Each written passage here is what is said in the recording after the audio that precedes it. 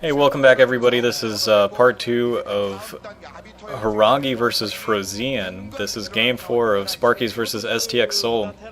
So far, not much happening. You know, both players expanding, they're each at least getting their third base up and running. But, you know, the only real critical thing that's been going on is that Horang2 has teched all the way up to Arbiters.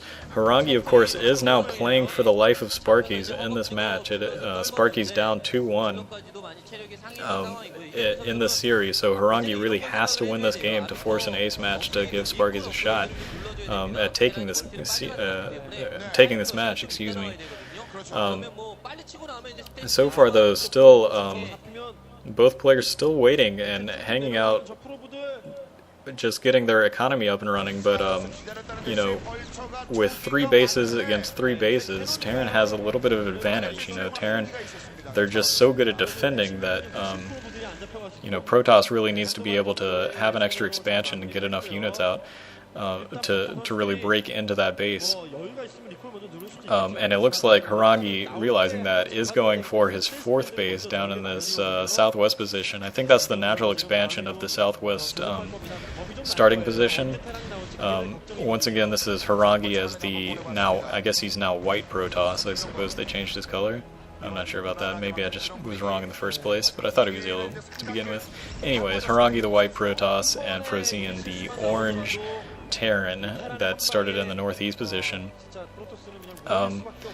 You know, and the longer this game goes on, you know, Horang2, he's got his Arbiter out, I believe. It's at least being made. I thought it was already out.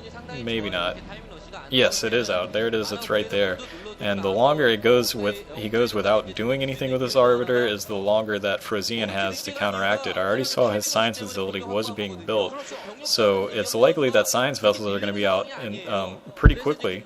So, you know, maybe Horang2 could be going, you know, instead of going stasis first, he might be going for an early recall. I guess that would be the most Horang2-ish thing to do, to really surprise FrOzean, is get a big recall into one of his bases.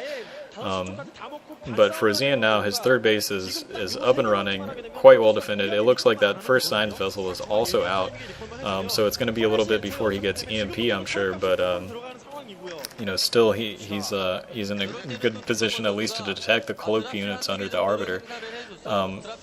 But it looks like, you know, Horang2's getting his 4th base up. There's a lot of harassing SCVs coming up, along with a mirrored drop down on that base as well. This is probably going to do a lot of damage. It might even be able to take out this this expansion down in the southwest. And Horang2's going to be forced to draw almost all of his Dragoons back to defend against this. But he's walking into a minefield. He's got to stop these mines before they land. He finally gets an observer in the area, but he's still being a little bit sloppy and letting those SCVs move in. Although now he is going in for that recall. He's going to, oh, that is a huge recall right now on the mineral lines in the main base of FrOzean. There are a lot of tanks in the area though, so they are going to be able to defend pretty well. But critically, that 4th expansion of Horang2's is going down. A science vessel as well as 4 tanks up in the northeast in the main base of FrOzean, and he cleaned up that big recall very quickly. You know, that science vessel was just in the right place, and all of those troops, you know, since there haven't been any battles in the middle of the field, all of those troops are still hanging out in the natural expansion and were able to come back and reinforce very quickly. Unfortunately, that was a lot of troops to come out of that recall directly onto the mineral line of the main base of FrOzean, but still not that much damage done. However, on the other hand, FrOzean went in with, you know, a handful of vultures and a couple of tanks and a dropship, and was able to take out that 4th expansion of FrOzean, or excuse me, of Horang2. So, you know, FrOzean really getting the better of that exchange, using a much smaller attack force and actually taking out a base, while a pretty huge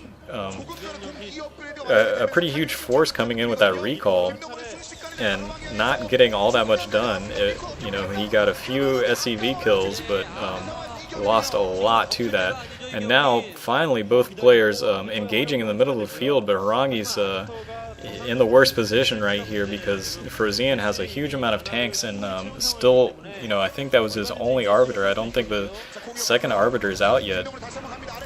Even regardless, there are still 2 science vessels in the area, so they're going to be able to detect any cloaked units, and they probably have EMP ready for once that's, yeah. Oh, he does get a stasis off. That's a very nice stasis on a big clump of those,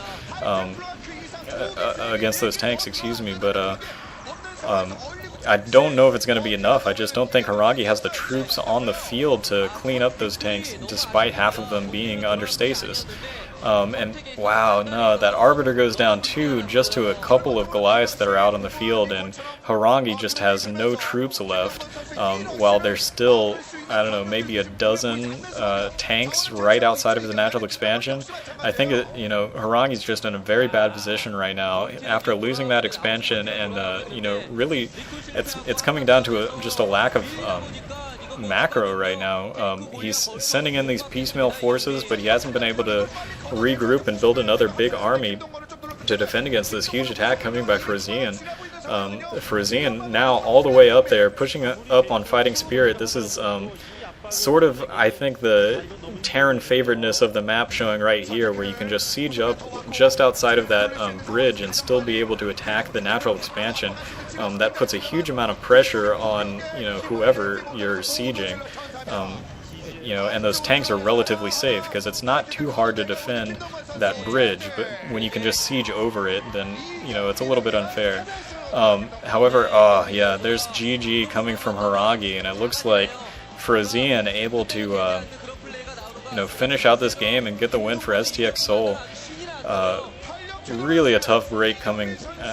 Yeah, I'm upset about this. I feel like Sparkyz had a very good chance of taking this game early on. Two very quick but close games in matches 2 and 3, and just put him in a really bad position. And honestly, I think, you know, Horang2 going for a more standard play rather than being his typical aggressive self might have lost him this game, but you know, he didn't play all that bad. He just needed to do a little bit more damage with his harassment. I think that one recall is really the one move that lost him the game. If that recall had been successful, this could be a totally different story right now. However, you know, Sparkyz once again losing to a pretty good team, and Sparkyz now just 3 and 4 for the season. I'm not sure actually who the next opponent is. I think there might be another bye week, or at least a week with very few games. So it might be a little while before the next game. Yeah, it looks like. Sorry, now I'm just looking it up. The next game is actually on November 22nd. So I think next week there will probably not be a game because, right, that game just happens next Sunday. So I won't be able to get the videos and get it recorded anyways by then. So I think next week I will be taking a break. But the following week, just after Thanksgiving, I hopefully will be able to get up Sparkyz versus NBC Game Hero. So anyways, look forward to that. So like I was saying, probably won't be around next week, but we'll see you in 2 weeks, I think. Anyways, thanks for watching. See you in 2 weeks.